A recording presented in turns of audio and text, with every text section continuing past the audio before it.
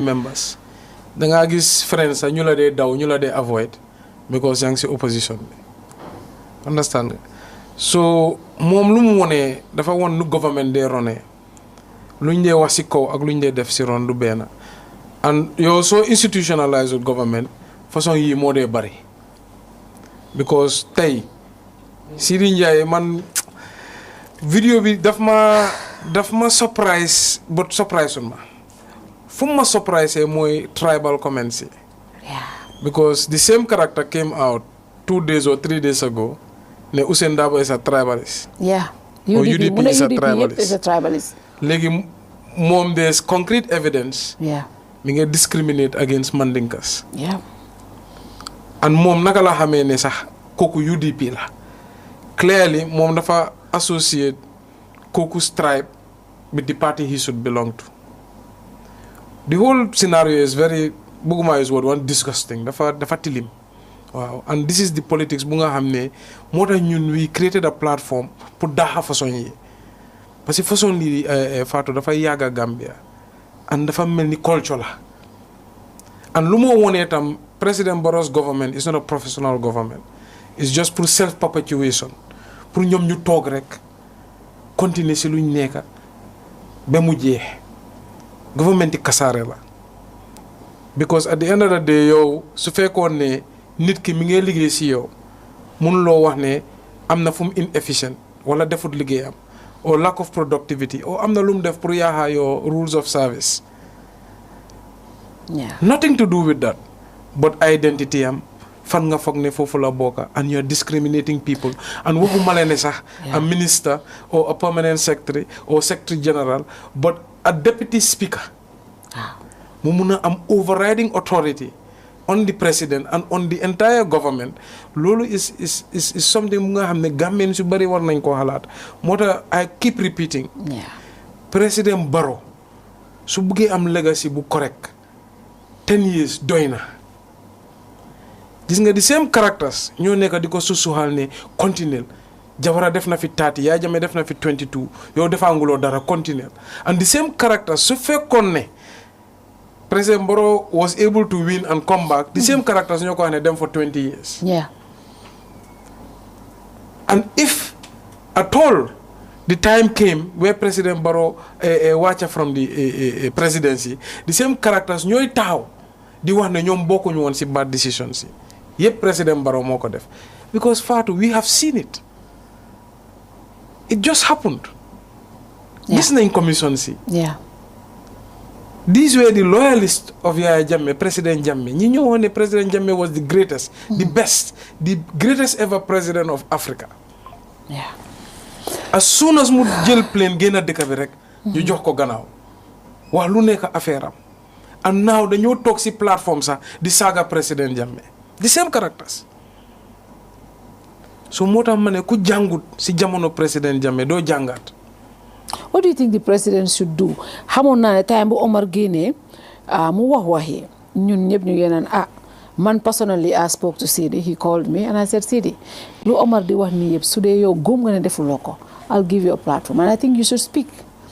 But the fact that he didn't speak and now hanga time obete dañoo naan hearsay his words against Omar's word but tey audio génn na at least benn si waxi nga xam ne Omar wax na ko digal na ko lan la président war a def because dafa mel ni this is a national security risk because if somebody can divulge a conversation with him and the president do you think the president cannot do anything pour génne ko loolu moom xam naa ne war because that is going to be overreach so loolu warta nekk sax but what there should be something that the president should do or dafa war a change. I think dafa war a open enquiry.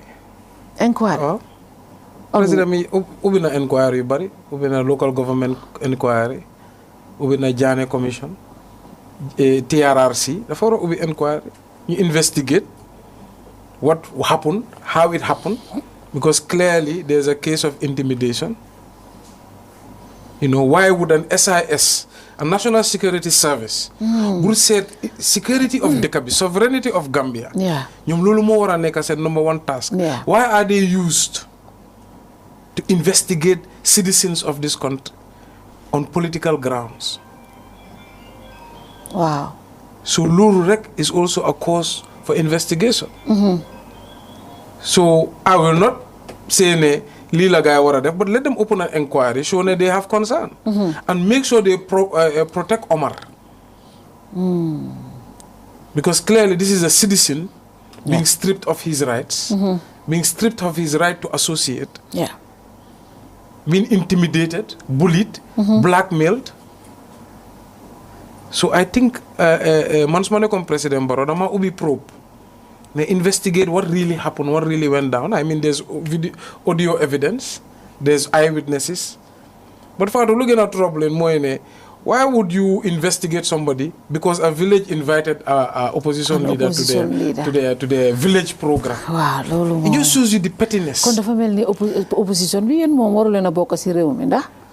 Surtout ma Talib Bensouda ak UMC. waaw. tey xeex bi yëpp lu gars yi di orchestrate UMC la. And there's many more to come. And we know all what they are planning and machinating. Am nga dëkk bi dafa ndaw. Da nga waxtaan ak nit xamuloo dafa bokk ak nit wala xariti nit xamuloo fu ñu am jaar-jaar. Wante every day they sit at the State House di machinate, di scheme, di plan. Naka la ñoo yaaxee UMC, naka la ñoo fokkataloo, naka la ñoo make so suñu leaders yi ñu dugal leen trouble every day. Just because they feel ne we are a political threat. Just because they feel ne ñun when we speak there people are listening. Man saare gay na ko buñ ma invite. I remember when the letter came, I told them ne well man at that time fana dañu am death in their village. ñu postpone ko. So I even forgot about the program. But very close to the program, sila ma Omar sent reminder. And I had a competing program. I said, no, sorry. I didn't want to use the program because I had made commitments. I said, because we had made sure we have taken a date based on your sub-protocol's advice and we didn't want to change date. So after saying my advice internally, because number one, Seedy Njie, my deputy speaker. Number one. Number two, ñaami na la jógee. ñu def ko chief guest of honor yow ñu ne la people's choice. You think that also was lu tax mu gën a problematic? According to Omar, moom lañ defoon people's choice or man chief guest of honor. moom mi ne chief guest of honor la bëgga. I think this was the last program, the program in the previous year. In the previous year, okay. Wow, you know the program in the previous year, mom lañ defoon people's choice. Mom ne chief guest of honor la bëgga. Wow, so this time nobody considered him for that post. One day, all of this photo is so petty. Even if a village made an opposition leader people's choice, why should that even be a problem? And I understood he was not even going to come. Because man mang for DP5. I arrived at the village 5 p.m. And I was there. By 12 p.m., I even wanted to go home. When the guy, dañ bëgg ma attend an aspect of the program. What I must stay for an extra hour. But it was evident, so they gave Wahi village bi, Seedy is coming because mayor is here. Wahi, ñu ko dégg ci village. But he came, ma jox ko due respect, ma xaar ko, ma nuyu ko, mu embrace ma.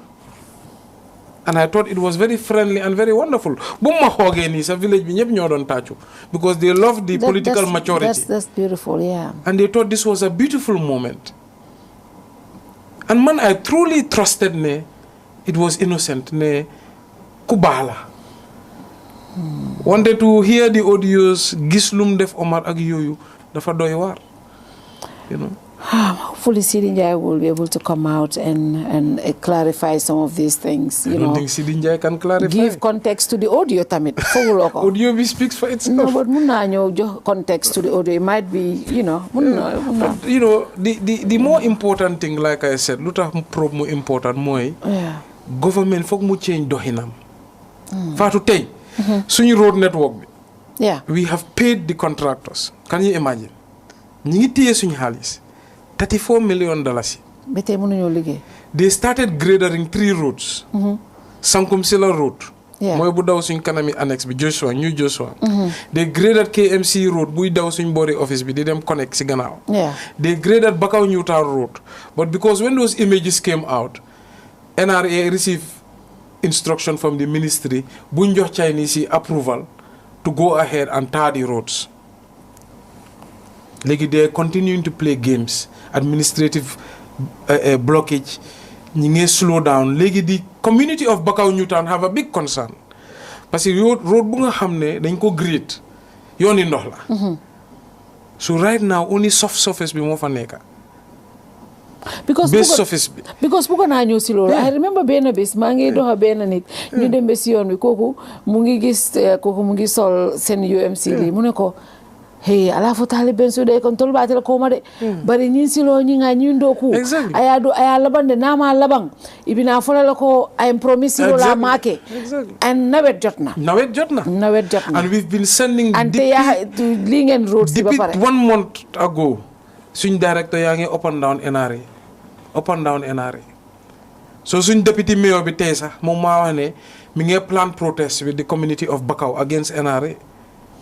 But the senselessness Fatou yow defarloo yoon bi ñun ñaanuñ la xaalis ñun waxuñ la nga def dara. We've paid for everything. Just give the contractor the approval to go ahead and do the work. When I remember, I think last year, I once came, I think, on one of your shows. Manila, I have information with authority. Yeah. Ibrahim Masila once called the then NRA director. Yes, Minoko, if you allow this boy to build this road, you are finished. Then koko nekatufa sale. Mota Manila is a koko nekatufa. It's a culture. It's happening in every department, every unit. Ninge pressurize kuneka. Why Lulu dafa sad because the central government is working for the people and the local government is also working for the people. Complement each other's efforts. Legi hali si taxpayers yi ak li ngeen dajale fay ko contractor bi lion si munta bill. What do we tell the people? For what? And these roads is not suma kër la moo daw. It's in the community. So fekk na ñoom sax dañu wone okay contractor bi delloo leen KMC 34 million ñun government nañ ko bill sax it's fine nañ ko bill rek wante the senselessness, the pettiness, and this is how government is run in every department. And so wholly within our local government service in KMC, they are doing everything possible administratively to block what they can, to disrupt what they can.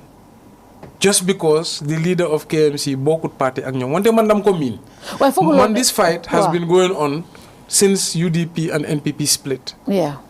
Commission of enquiry yep lol moko dor yep suma fight la when they were bringing paras to the KMC, bringing different CEOs, trying to disrupt our services. Wante man yalla may na ma dara I can keep focus on lan moma inisi dara. Mais peut du modi yobu dara suma kër. Man suma tédé dam dé nelaw because whatever I do, dam ko def with a clean conscience. When this shows you ne luma dey advise President Barrow every time, I'm not his enemy.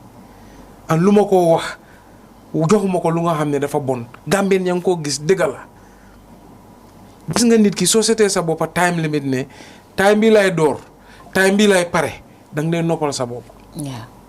When they so say all these tactics, all these machinations, all these initiations is because dafa bëgg self-perpetuate, overstay.